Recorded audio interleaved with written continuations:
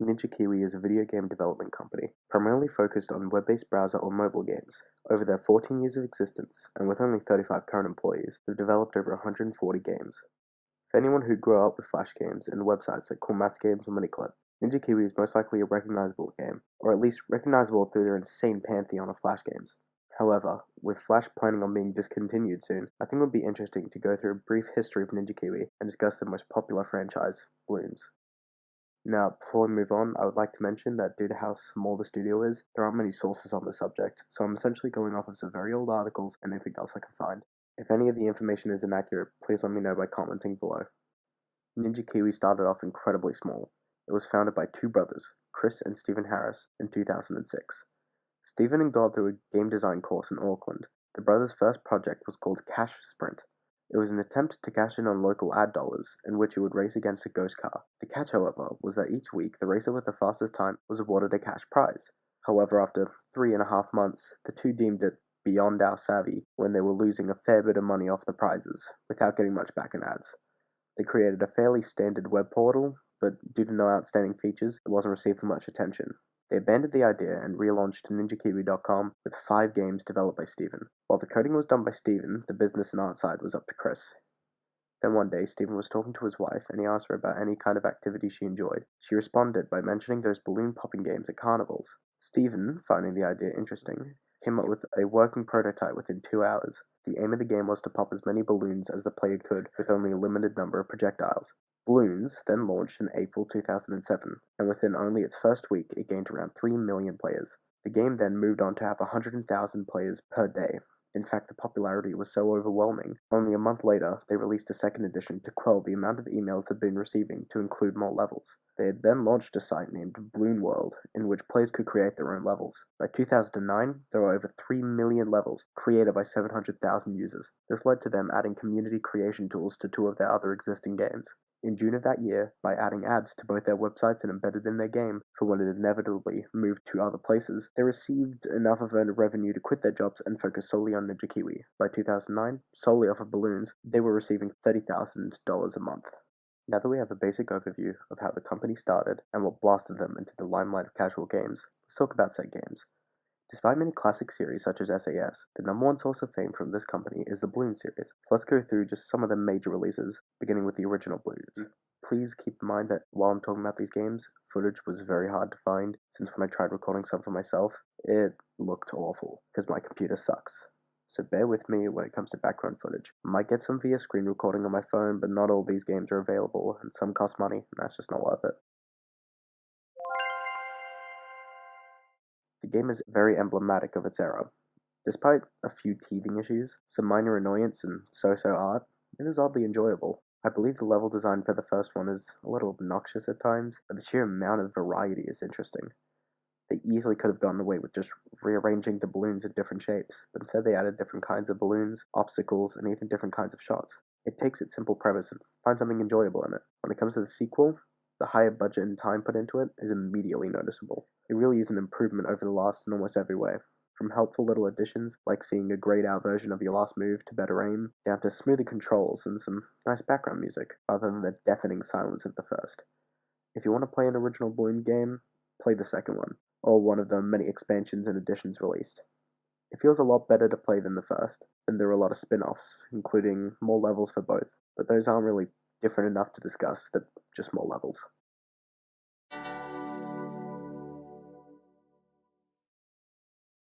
Now, let's move on to the next Bloons series, Bloons Super. So this is a top-down shoot-'em up, which I was not expecting at all. I haven't played this one before, but as far as Flash games go, it's pretty good. Easy and clear progression, gives you bonuses for doing well. My main problem is that it barely has a fail state. Like, it's so difficult to lose. The only way I could do it was by legitimately doing my best to avoid popping balloons, and even then I was still close to scraping by. Like, of course it gets dull over time, but all Flash games do. For the time and what it is, I think it's pretty good. Now, the sequel was made much later, and you can really feel it. It has 3D graphics and overall much higher production quality. I think nearly everything from the last game was improved on, except for one thing, the movement. It feels really slow and clunky, especially on mobile. Or just didn't track my finger sometimes and completely lost it. I think they just should have had instant tracking so that it would just appear wherever your finger and mouse was. I feel like that would make the game feel so much more smooth. Other than that, though, the game's pretty fun. The game's now level-based rather than the endless waves with no break in between. There's customization options and some extra little goodies. Sometimes the power-up's a little bit too powerful, especially considering you can get multiple going at once, and it's just insanity. But overall, the game's better than the last one, and a fine game if you want to kill 20 minutes. Now we begin with the big one, the one we've all been waiting for, the biggest and most currently ongoing series, Bloons Tower Defense. The series has a special place in my heart since I played all of them from 3 onwards, so we're going to go through each of them, see the ups and downs and how the series has evolved over time. So let's start with the first one. As much as I hate to say it, it's really boring. Considering how many in-depth tower defense games were available, it really pales in comparison to its contemporaries. This was released in 2007, when something like Gem Tower Defense came out that same year. I think what kills it is that it only has 5 units, and you cannot speed it up in any way. While the latter applied to most other tower defensive games at the time, only having 5 towers was a bit of a letdown, especially considering that the Ice Tower sucks and I hate it. The Super Monkey Tower you couldn't afford for a while, so it doesn't feel very core, so overall you really aren't left with much. I wouldn't bat an eye if the leveling system was like the newer games, but very limited upgrades are available. It's not bad in any way, but it just doesn't feel like the beginning of something great, nor does it feel like it has any potential.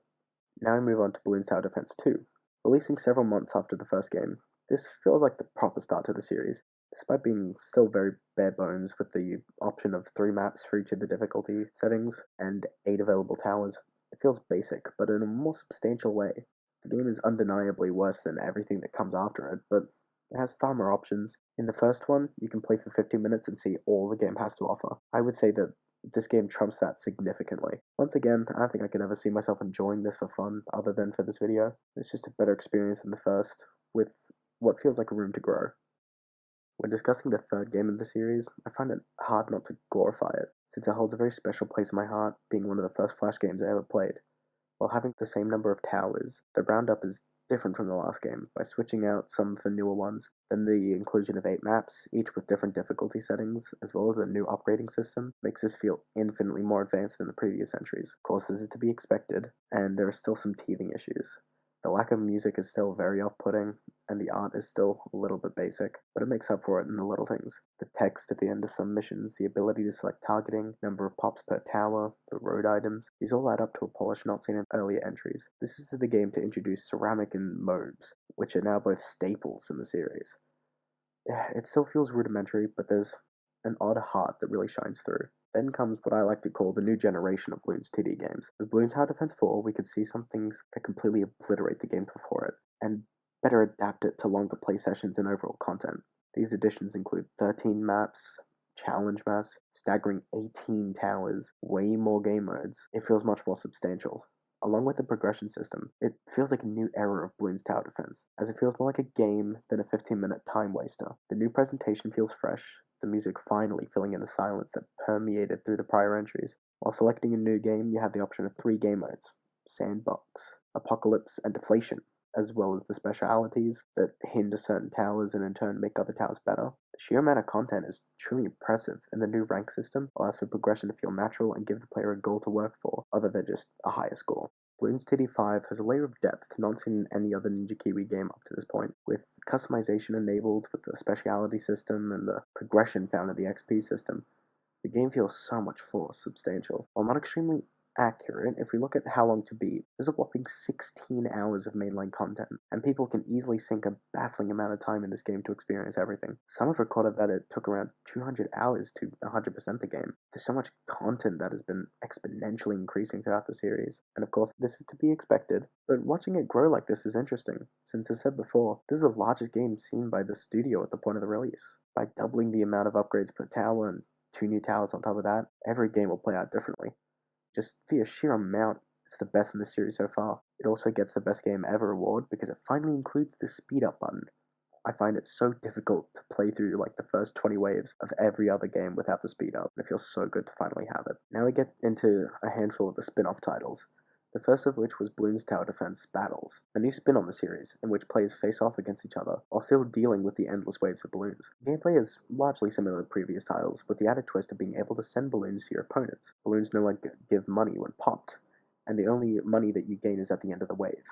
However, when you send balloons of your own, it increases the amount of money you get after each round. While very interesting, it does have the problem that all matches are online. I thought matchmaking would be a problem seeing as it's an 8-year-old game, but I found a match in seconds. The problems start to arise. 1, you can't speed up the battle because it's online, and 2, connection problems can lead to lag or just cutting off random matches because their ping is terrible or they just left randomly. I think this game would very much improve with the addition of a computer that you can challenge, and if someone leaves, the computer can just take over for the rest of the match. Regardless, it's not a perfect system, but largely it works fine. My main problem with the game is that it feels very arcadey.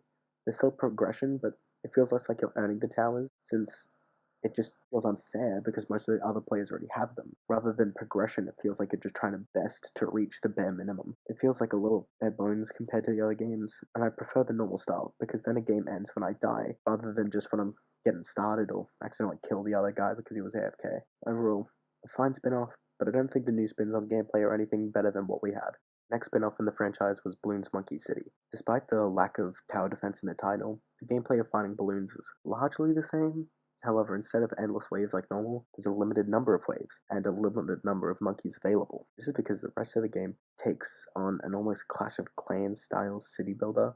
I really dislike this kind of game, not only because I find them unbelievably boring, but because of how predatory they are. There have always been monetization tactics throughout the series, but they were very ignorable. But with games like this, they lock off gameplay until you use up all your resources, which then forces you to pay. I think it's very underwhelming and really misses out on the gameplay, so I'm really not a fan of this one. Luckily, it doesn't look like any of the change here impacted the rest of the series. Now we find ourselves in a bit of an unorthodox side of the series, Bloons Adventure Time Tower Defense. I think I have to make something very clear. I love Adventure Time. Some of the best memories I have of being a kid was just watching Adventure Time with my best friend in the morning after a sleepover. I love the show, even the not so good bits. And I do appreciate some of the really little details, like James Baxter being the loading screen, the power of hugs, and even the accuracy of the maps. The writing is a little off sometimes, making the characters feel like very cartoonish, boiled down, simplistic versions of themselves, but that typically happens with the games based off of cartoons. The game is the first in the series to have a 3D art style, which is fairly pleasing, and does the original art justice. Gameplay is similar, just different enough to feel fresh.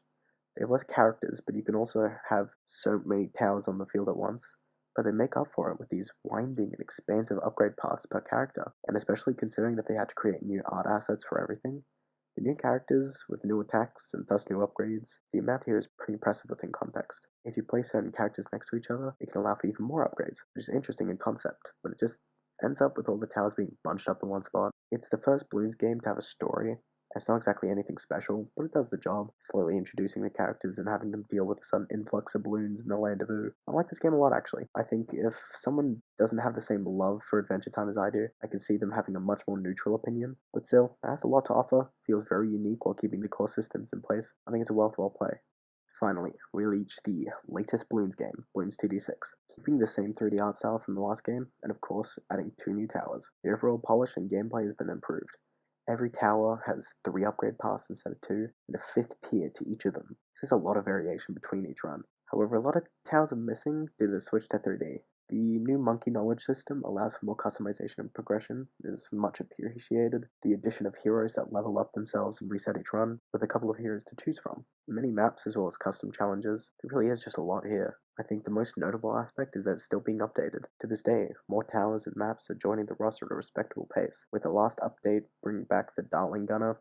I believe the support this game is receiving shows the amount of care for the series as a whole, let alone the specific entry. Even if it may be obvious, considering it's the most recent in the series, it's easily the best Bloons TD game available.